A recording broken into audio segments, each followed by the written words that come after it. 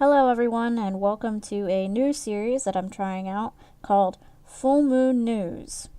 This is intended to be a monthly series posted during the full moon that shares the news of gaming and maybe some other things in the future that are strange and or having some sort of angry theme to them. This is based on the old wives' tale of the full moon causing people to act more strangely or angrily than normal, causing general psychosis, stuff like that. Now, of course, I'm not saying that this is scientifically true. It's, just an old wives' tale, like I said.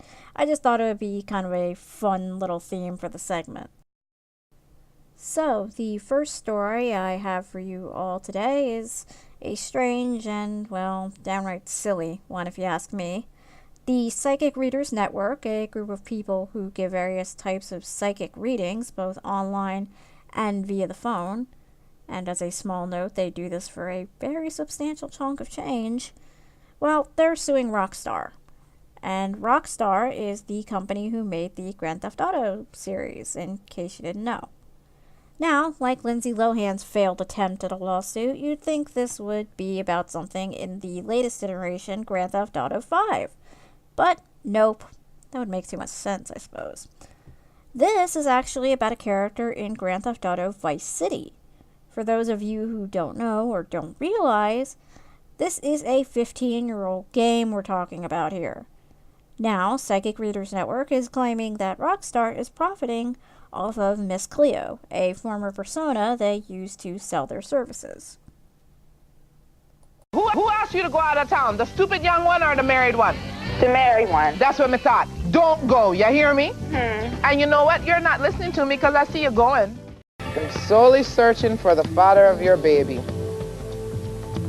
Oh. It's the one that's very unpleasant, okay? Okay. And he's also the one that had another girlfriend while he was sleeping with you. Yes, he did. Yep, that's him. That's the daddy. How are they doing this, you may ask?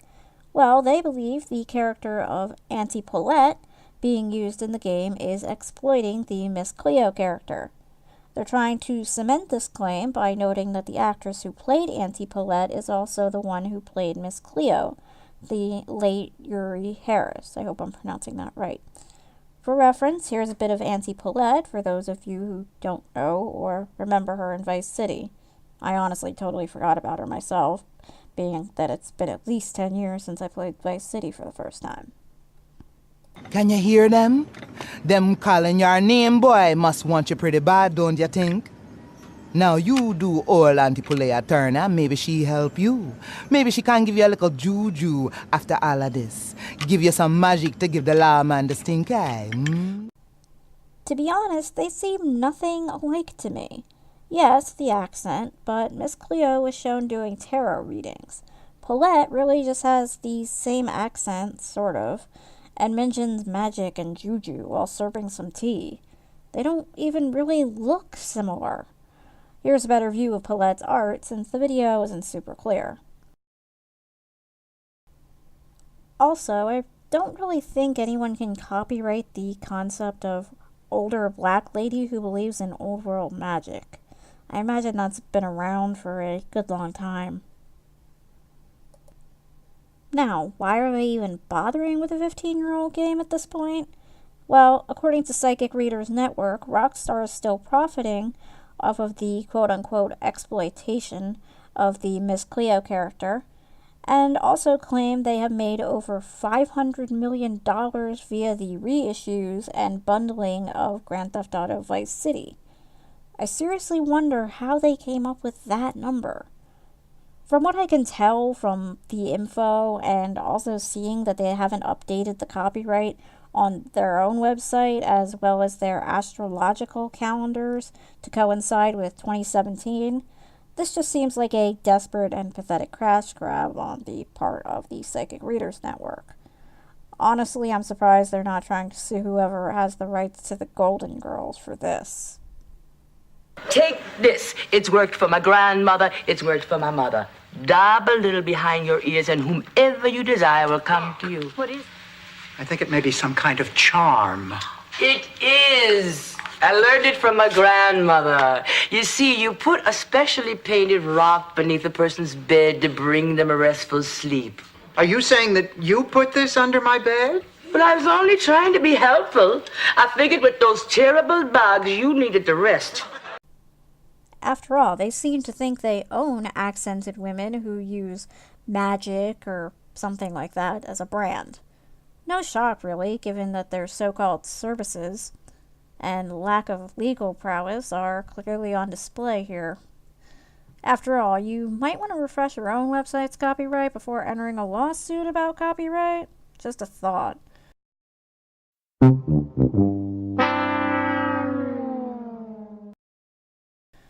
I predict that, like the Lindsay Lohan suit, this'll get thrown out as well, given that satire is well covered in regards to copyright infringement.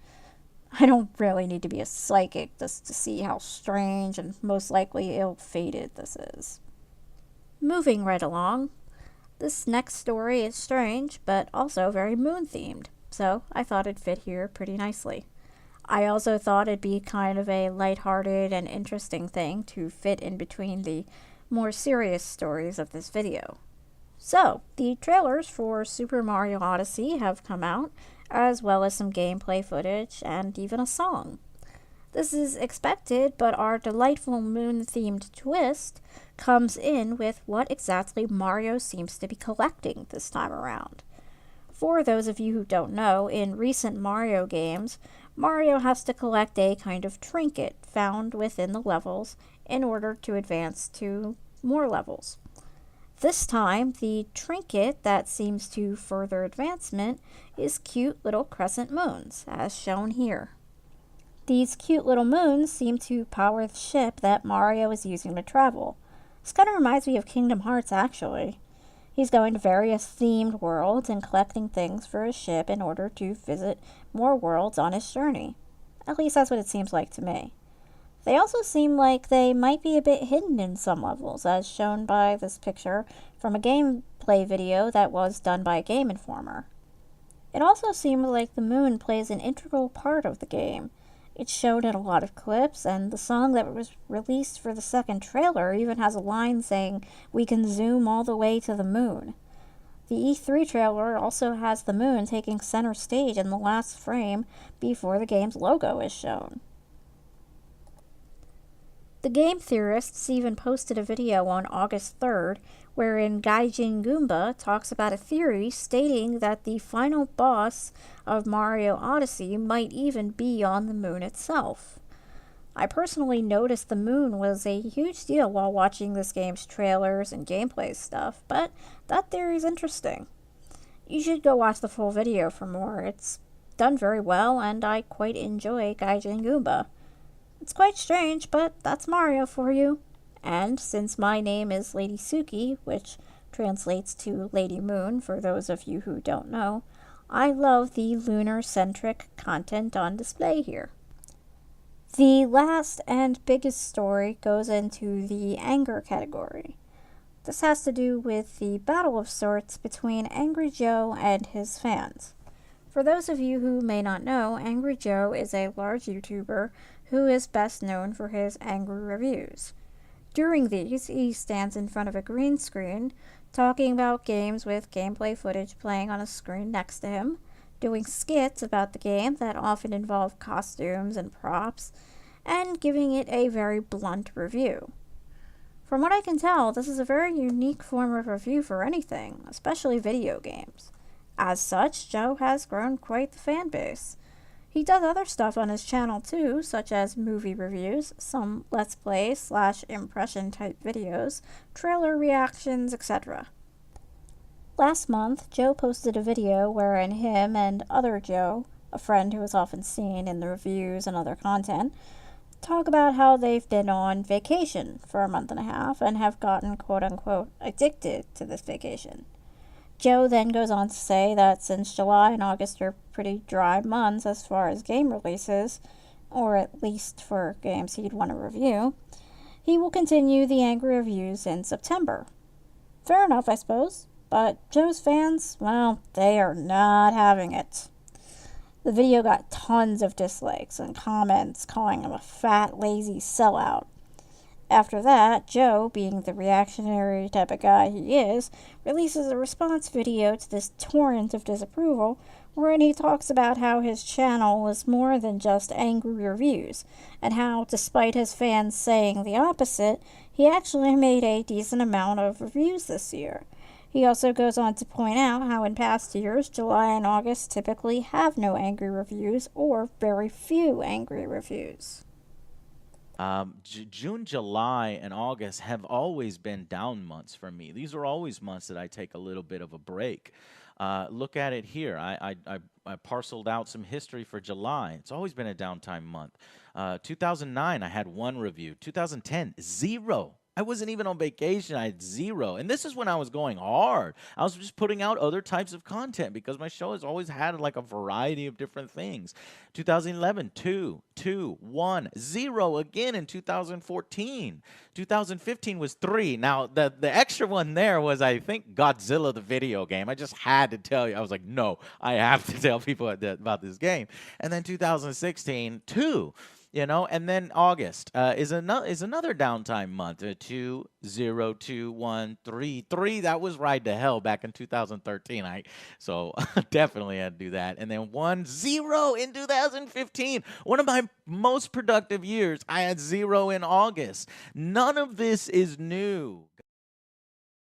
So, who do I side with between Joe and his fans?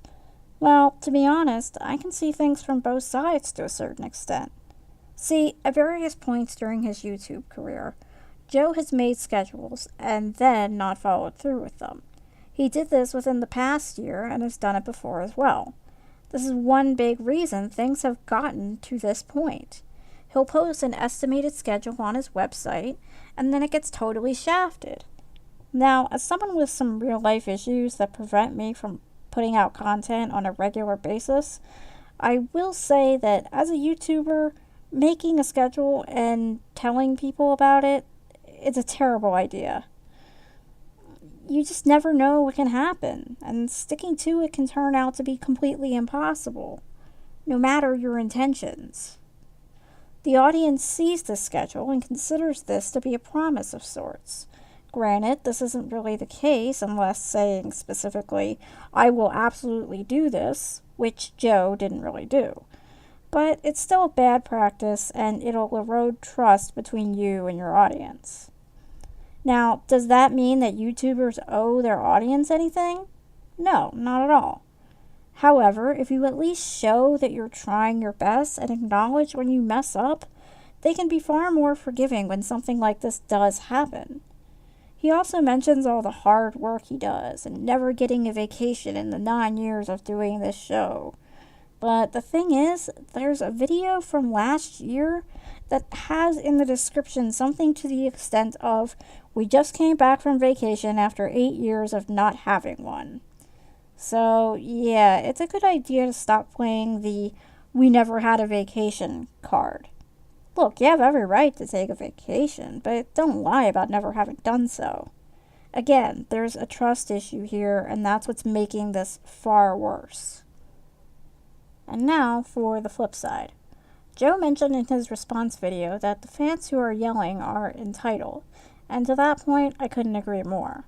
I may not be a big content creator, but I watch a good bit of YouTube, and in that time, I've seen so many instances where an audience will yell and complain in the comments and downvote the video just because the person said or did something they didn't like.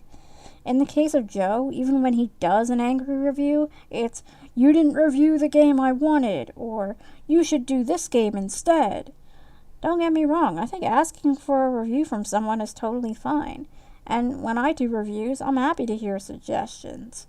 However, there is a huge difference between constructive criticism or asking for something and outright insult and demanding something. The fact of the matter is some consumers are indeed entitled. They want what they want when they want it.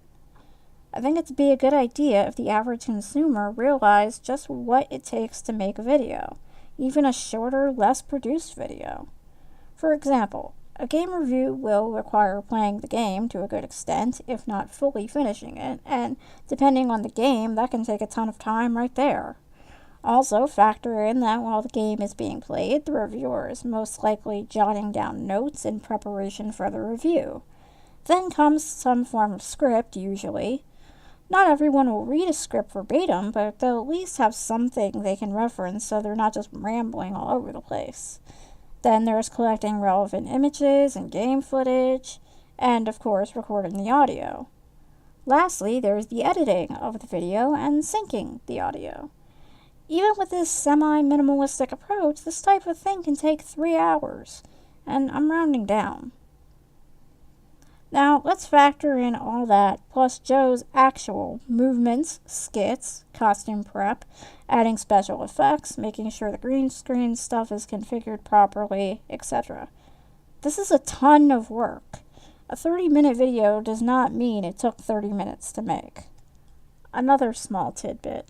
It's not so much that there are actually less reviews, it's that there's now so much other content, like the movie reviews and Game of Thrones stuff, etc., that it looks like it's swallowing the channel's main product, or at least the main product to most people. To be honest, it might be a better idea to just make another channel for that stuff, so Joe can still do what he wants, but maybe help the audience not have to sift through tons of stuff to get to what they want. There is one last thing, though. Joe called his dissenters trolls and haters, as well as saying they're manipulating you. As a response, he shut down ratings and comments for the videos after that. Now, yeah, there were some haters who were yelling and calling him names, but trolls is the wrong word in this situation, I think. And again, I can see both sides. I get Joe just being sick of the tons of comments yelling at him and just not wanting to see it anymore. However, I believe given the fact that there's a big backlash and trust issue right now, it just makes him look worse. Everyone is free to do whatever they want with their own channels, and I get not wanting to deal with negativity like that, especially during a quote-unquote vacation, but still, it just creates a bad image. So, that's my opinion on this debacle. I guess it's very centrist of me, but I am a student of psychology, and thus can pretty easily see where various types of people are coming from. I think both sides are reacting badly in their own ways, but I'm sure like all internet drama, it'll calm down eventually. I also wish Joe luck if and when he does his next angry review. And that, ladies and gentlemen, was my first full moon news video. I hope you like it, and if you want this monthly segment to continue, hit the like button and comment down below. I'm also happy to get any feedback and or stories you think I should do next time. I wish you all well and hope to see you soon.